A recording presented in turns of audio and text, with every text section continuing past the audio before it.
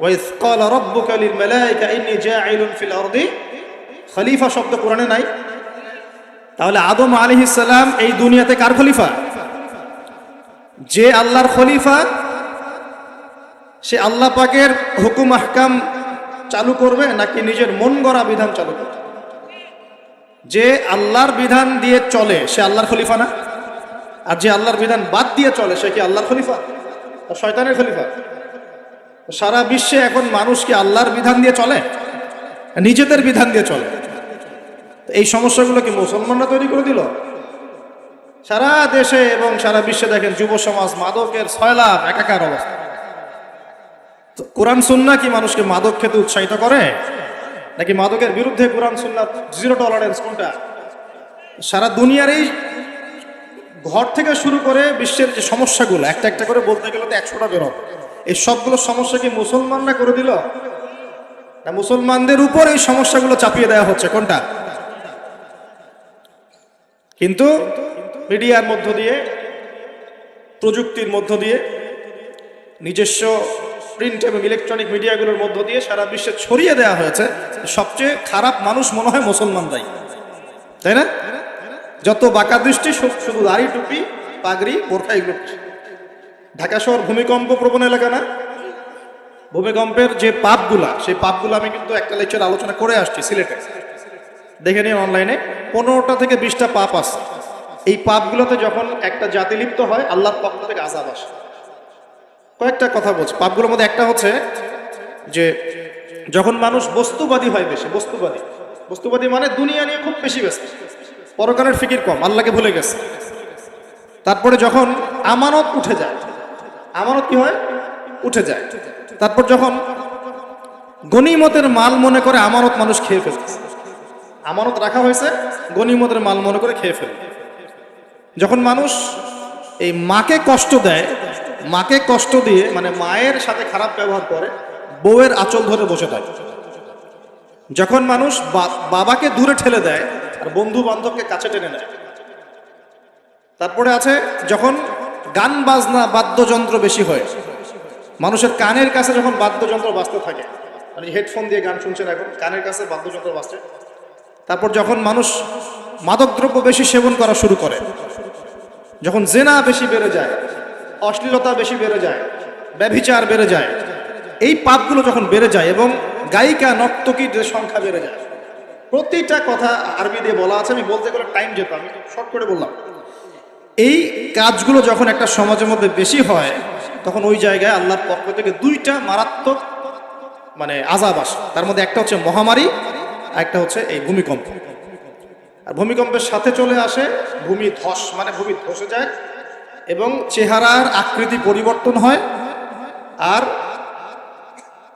একটা কি, হ্যাঁ, গরম বাতাসের আযাব আসে। এই গরম বাতাসের আযাবটা এখন আসে নাই, কিন্তু আমি শেষ জামানার হাদিসগুলো টুকটাক গবেষণা করে মনে হচ্ছে অচিরেই গরম বাতাসের একটা আযাব আসবে বিশ্বের দিকে। এবং নাসাও এটা নিয়ে গবেষণা করছে অলরেডি। সূর্যের মধ্যে অনেক রকম বিক্রিয়া হচ্ছে, তেজস্ক্রিয় বিক্রিয়া হচ্ছে ইত্যাদি, হিলিয়াম গ্যাসের অনেক বিস্ফোরণ হচ্ছে। এগুলোর ওয়েভ বা ফ্লোটা আস্তে আস্তে পৃথিবীর দিকে ধেয়ে আসবে। নবীজি বলেছেন ফালিয়ারতাকিবু ইনদা যালিকা রিহান হামরা। এই রিহান হামরা কথাটা এই হাদিসের মধ্যে আছে। তিরমিজির 2211 নম্বর হাদিস এটা আছে। গরম বাতাস ধেয়ে আসবে পৃথিবীর দিকে, গরম বাতাসের আযাব, গরম বাতাসের আযাব আসবে। ওয়াজালজালা এবং ভূমিকম্প। অন্য হাদিসে আসছে সানাওয়াতু জালাজিল, ভূমিকম্পের বছরগুলো। আর আসছে মুতানুন শাদীদ, বড় মহামারী। আর খসফুন মানে এই যে জমিন ধসে যাওয়া, মাসখান মানে চেহারা আকৃতি বিকৃত হয়ে যাবে। আর কযফান একটা আছে, কযফান মানে পাথরের বৃষ্টি বর্ষিত হবে। এই আযাবগুলো কখন আসে? এই পাপগুলোতে মানুষ যখন লিপ্ত হয়। আর আমাকে বলেন দেখি, এই পাপগুলোতে আমরা কম বেশি লিপ্ত আছে কিনা? আর বড় বড় বস্তুবাদী শহরগুলোতে এই পাপগুলো বেশি না? এখানে মানুষ ওই হাদিসের উপর আমল করছে। এখন কোন হাদিস? নবী সাল্লাল্লাহু আলাইহি ওয়াসাল্লামের ইন্তেকালের 80 থেকে 85 দিন আগে একটা হাদিস তিনি বলে গেছেন, একদম শেষের দিকে, জীবনের শেষের দিকে। ওই হাদিসটাকে বলে হাদিসে জিবরিল। কি বলে? নবীজিকে জিবরাইল আলাইহিস সালাম মানুষের রূপ ধরে এসে জিজ্ঞাসা করেছিলেন যে কিয়ামত কবে হবে। নবীজিকে জিবরাইল আলাইহিস সালাম মানুষের রূপ ধরে সবার সামনে জনসমক্ষে এসে জিজ্ঞাসা করেছেন কিয়ামত কবে হবে। নবীজি বলছেন মাত্র দুটো আলামত বলেছেন। কয়টা ভাই? দুইটা। একটা হচ্ছে আনতালিদাল আমাতু রাব্বাতুহা, দেখবে যখন দাসী মনিবকে জন্ম দিচ্ছে। দাসী মনিবকে জন্ম দিচ্ছে মানে কি, সমাজের ন্যায় অন্যায়, হক বাতিল, হালাল হারাম, এই যে মানদণ্ড সব উল্টে যাবে। হালাল হবে হারাম, হারাম হবে হালাল, ন্যায় হবে অন্যায়, অন্যায় হবে ন্যায়, হক হবে বাতিল, বাতিল হবে হক, জায়েজ নাজায়েজ, নাজায়েজ জায়েজ। হ্যাঁ, মানুষ এই মানদণ্ড চেঞ্জ করে না এখন। বুঝতে পারছেন না মনে হয়?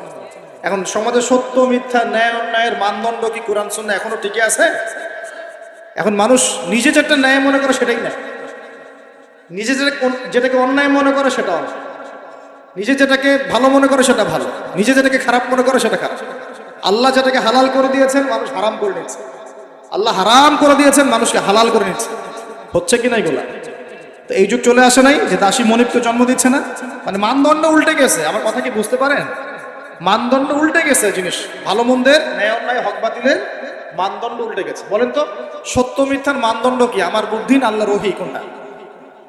সত্য মিথ্যা, ন্যায় অন্যায়, হক বাতিলের চূড়ান্ত মানদণ্ড কি? আমার বুদ্ধি নাকি আল্লাহ পাকের কোরআন সুন্নাহ? কোনটা? কিন্তু সমাজে কি সেটাই বাস্তবায়িত আছে 100%? 50% কি আছে? তো এই সমস্যাটা কি চলছে কিনা? তার মানে কি আমাদের এই বড় আলামতটা আমরা দেখছি কিনা?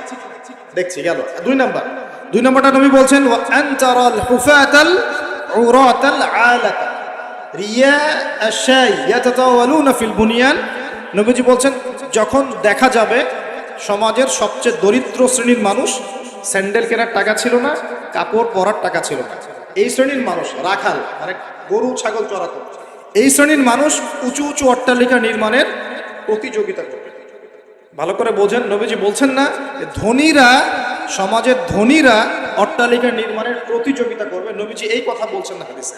নবীজি বলছেন সবচেয়ে দরিদ্র শ্রেণীর মানুষ, রাখাল শ্রেণীর মানুষ, স্যান্ডেল নাই, গায়ে জামা নাই, এরা উঁচু উঁচু অট্টালিকা নির্মাণের প্রতিযোগিতা করবে।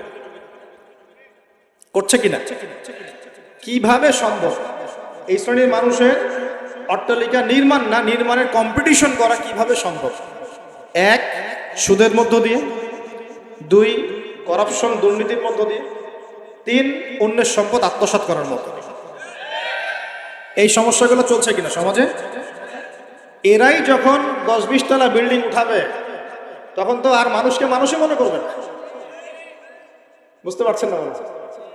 এদের তো কোনো পড়াশোনা নাই, কোনো ব্যক্তিত্ব নাই, কোনো দিনই ইলম নাই, রুচিবোধ নাই, কালচার না, সামাজিক না, এর তো মানে অসামাজিক।